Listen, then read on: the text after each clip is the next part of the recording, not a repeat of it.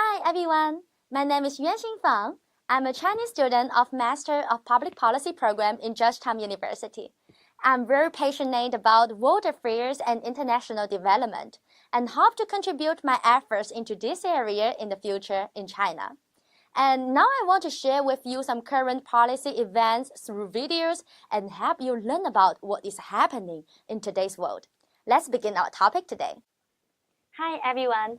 The 9th BRICS Summit was just held in early September in Xiamen, China. It brought together the leaders of 5 fast-growing economies, Brazil, Russia, India, China, and South Africa, who is seeking a greater say in world affairs. Also, the rest of the world is paying attention to this summit and generating growing concerns on the future development of the 5 nations. And economic issues were at the top of the agenda. Today, we invite Dr. Deepak Bhattasali, and he is the former economist of World Bank and now the professor of Georgetown University. We invite him to share his insights with us into the economic implications of the summit and the future opportunities and challenges of the 5 nations. Hi, Professor. Hello. Let me start by asking you a question. What do you think were the highlights of this summit regarding the economic issues?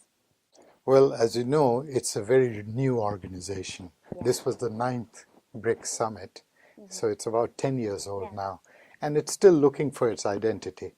The focus is right, that it is focusing now on some practical steps to move the strategic agenda forward.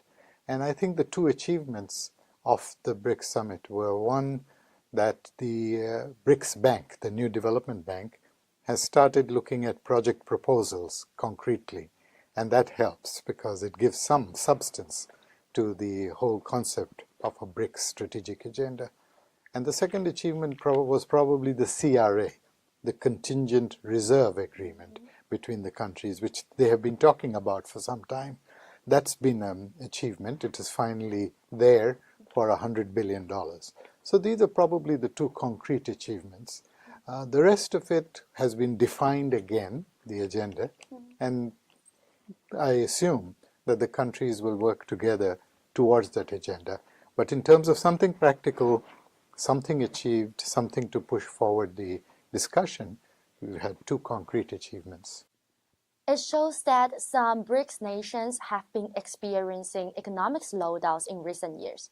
Do you see any signs of economic revitalization from this summit? Well, it's important to make sure that you have the right view about these countries. The whole idea of the BRICS was that you have sovereign nations responsible for their own development. Perhaps that development can be faster through cooperation, but these are very large countries with their own agendas. And therefore, the BRICS being a new the BRICS group being a new group, and the number of actions taken still being very small, you can't really expect this BRICS group to influence each other's economies too much. These are very large economies. So in that sense, there hasn't been a specific push to accelerate the growth of these 5 countries. The countries themselves have very different growth rates at the moment. At one end, you have Brazil and Russia, who are barely growing. And then you have South Africa, which has just crossed about 1% or so this year. Then you have China, which is above 5%, but maybe less than 6.5%. And then India, which is growing very fast, despite some policy setbacks last year. So you have a range of these countries, but they are not engines for each other's growth yet. And there is nothing in the BRICS concrete agenda at the moment which will stimulate their growth.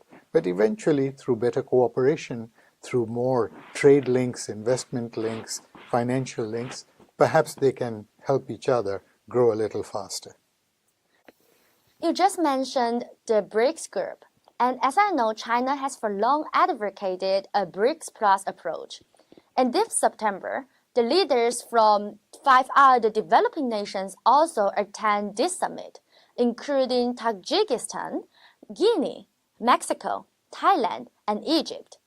Do you think would it be possible for the BRICS to achieve its goal of growing the world economic pie and expanding its economic influence by inclusions of these plus nations?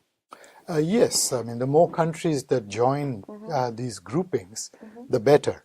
The problem is that the grouping itself, each of the countries here is a locomotive, is an engine for driving the economies around it, right? Perhaps not Russia yet, but China has a big influence on the regional economy of Southeast Asia. India has a big influence on the regional economy of South Asia. South Africa has a big influence on its neighbors, Namibia, Lesotho, and all of these other countries. And Brazil has an influence on its surrounding nations too. So each of these, in a regional context, has an influence on increasing growth, hopefully reducing poverty and inequality also. But as a group, no, not yet. They are geographically dispersed, and so they have local influence in their regions, but as a group, no. So the inclusion of new countries may eventually reinforce and strengthen this kind of driving force. But at the moment, including them, it's not very clear how much of a difference it will make to their growth, because they are already being influenced by their regional leaders. Maybe you can strengthen the economic ties. That's always very good. The more you increase the web of interconnections between countries, that will help. But at this moment, those webs are very strong. Remember that the BRICS have not asked for explicitly for a completely different economic order. They've talked about equality, more equality among sovereign nations. Sovereign nations are responsible for their own economic activity and economic policies, right? But so the BRICS are operating within the existing rules of the game, the WTO, the United Nations, all of that. They're using the same rules. They've not proposed very different rules. So whichever countries want to join this are already in that system. So whether the BRICS themselves can pull them up faster is not clear yet, because it's still a young form of cooperation. Eventually, the more members you have, the more you'll be able to cross a threshold and start helping each other much more. You just talk about the equality, and as I know, the members in the New Development Bank have equal say in affairs. And last year, you co-authored an article published on the Brookings.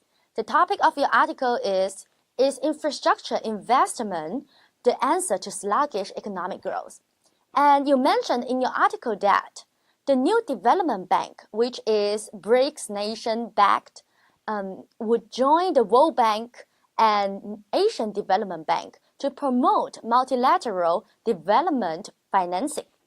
But some argue that the New Development Bank is launched by the nations, the BRICS nations, and it would be a rival to the World Bank and IMF. What do you think of that?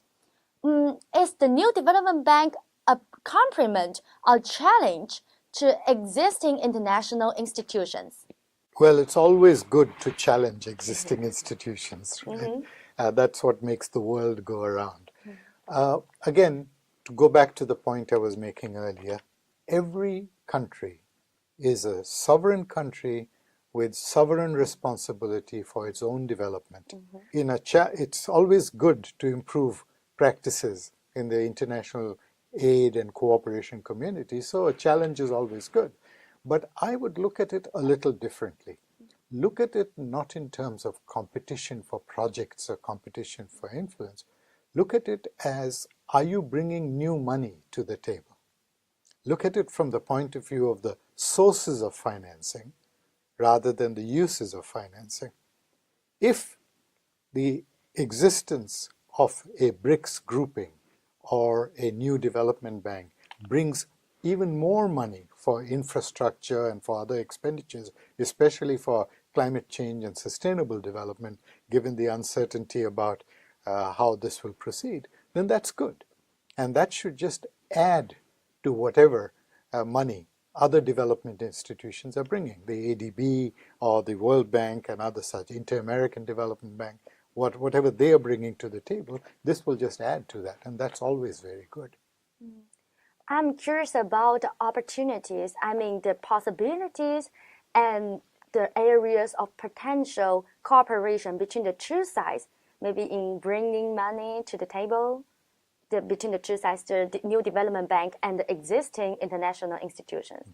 Well, there's a lot of money in the system, in the world system, which needs to be tapped.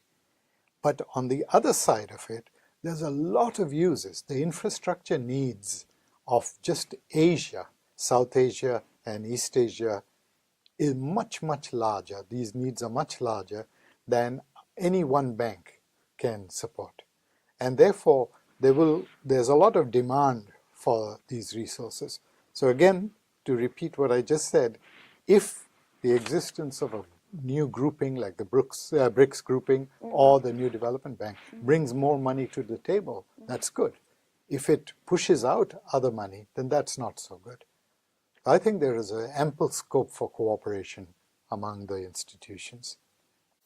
You also mentioned in your article that only the high-quality infrastructure investment projects can promote economic growth. What do you think may be the strengths and weakness of the BRICS nations to achieve its high-quality investment goals? I think the important thing is it's a part of the general macroeconomic and growth concerns of a country. Sovereign country deciding its own plans, then implementing its own plans. Problem has always been in making plans and then not implementing them well. High quality infrastructure is very good. In some places, any infrastructure is very good, right? Especially after disasters, sometimes you need infrastructure put into place very quickly, and you may have to compromise on the quality. But high quality infrastructure is very important for reducing transactions costs, for bringing people to markets, for accelerating the efficiency of all sectors of the economy. And that's very important. The BRICS will not, through the new development bank, be able to meet all of these needs. And therefore, it's important for countries to take responsibility for what they can afford. An example, you can build a nice highway from the airport to the president's house. Now, that's a nice symbol. It's not very clear how helpful that is for development, especially of the poor people in the country.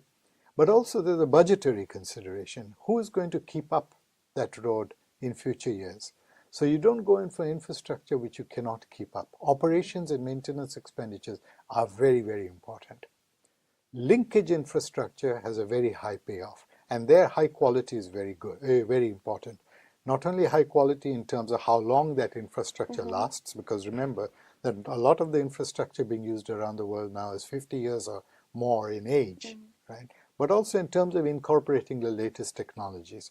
Why go for copper wire when you can leapfrog and go to fiber optics, right? So there are all of these considerations too. Let's talk about the currency.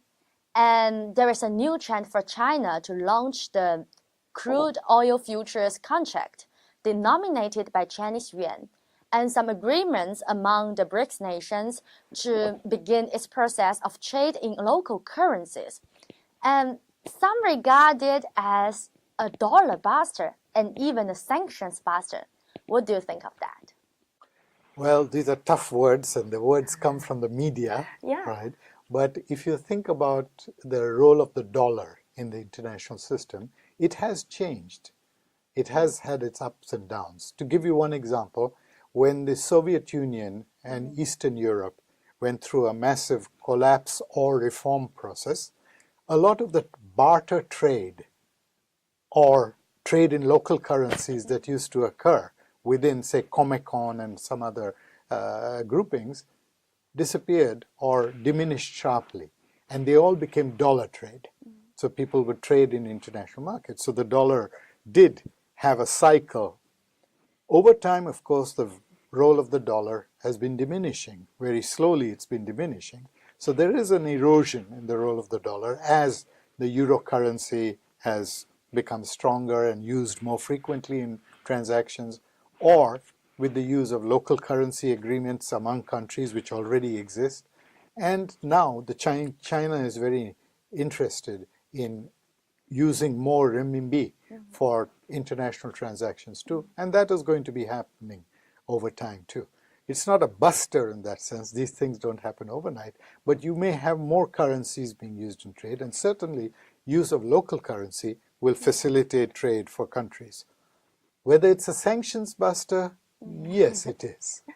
In a way, local currency will allow countries to escape from sanctions. And that's a dilemma which the BRICS will have to resolve, because on the one hand, the BRICS agenda, strategic agenda, is to support the United Nations.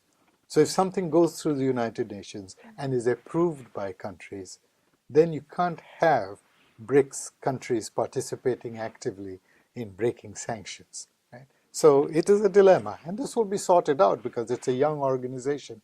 It will have to cross the river while feeling the stones, to use an expression from China.